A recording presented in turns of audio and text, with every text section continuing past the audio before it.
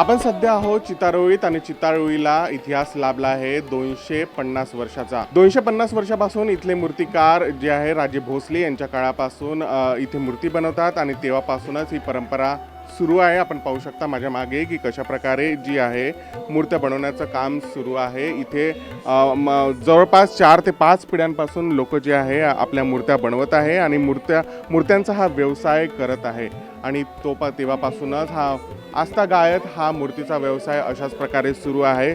जवळपास 5 पिढ्या 4 पिढ्या हे लोक इथे व्यवसाय करत आले आहेत। त्यानंतर सुद्धा अजूनही हा व्यवसाय तसाचा तसा सुरू आहे। अनेक लोक बदलली मात्र त्यांच्यानंतर त्यांचे मुलं आणि आता जेनझी जे आहे हा व्यवसाय करत आहे।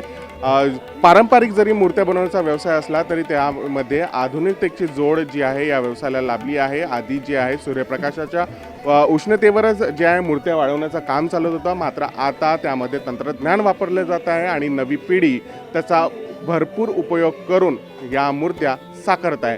अशाच एका मूर्तिकाराशी आता आपण संवाद साधू। तो आपल्या सोबत आहे। नेमकं त्याचं म्हणणं काय आहे आणि या व्यवसायाबद्दल त्याचं काय मत आहे हे सुद्धा आपण जाणून घेऊ। माझं नाव शुभम कोणीकर आहे। तो माझा फ्रेंड आहे। मी त्याच्यावर काम करतो। आम्ही आकर्षक मूर्ती तयार करतो, त्याच्याबद्दल आम्हाला त्याची आवड आहे। हे मूर्तीचे काही अलग प्रकार आम्ही तयार करतो, ते माती लावलू पडते त्याच्या प्रकार आवडतात। माझे नाव तेजस सूर्यवंशी आहे। मी आता 18 वर्षाचे आहे सध्या। हे आमची 5वी-6वी पिढी आहे गणपती बाप्पाची। हे आता गणपती नवीन रूपात बनवत आहे। हे आता लावायच्या ह्याच्यात आहे, गणपती नवीन रूपात बनवत आहे। आणि हा एक गणपती हा चिंतामणीच्या ह्याच्यात आहे। जसे मंडळवाले ऑर्डर देतात तसे आम्ही गणपती बनवतो। आता नवीन पिढीत नवीन हे येत आहे, आता गणपतीचे नवीन प्रकार येत आहे, त्या प्रकारानुसार गणपती बनवत आहे। डिमांड म्हणजे आता मुंबईमध्ये कसे हे बॅलेन्सिंग वगैरे गणपती आहे तसे मागतात, पण आपल्या इथं नाही होत ते बॅलेन्सिंग गणपती, कारण की तुटायची भीती राहते। म्हणून त्या हिशोबाने स्टँडिंग मूर्ती राहते, बसलेली मूर्ती राहते, त्या हिशोबाने डिमांड आहे।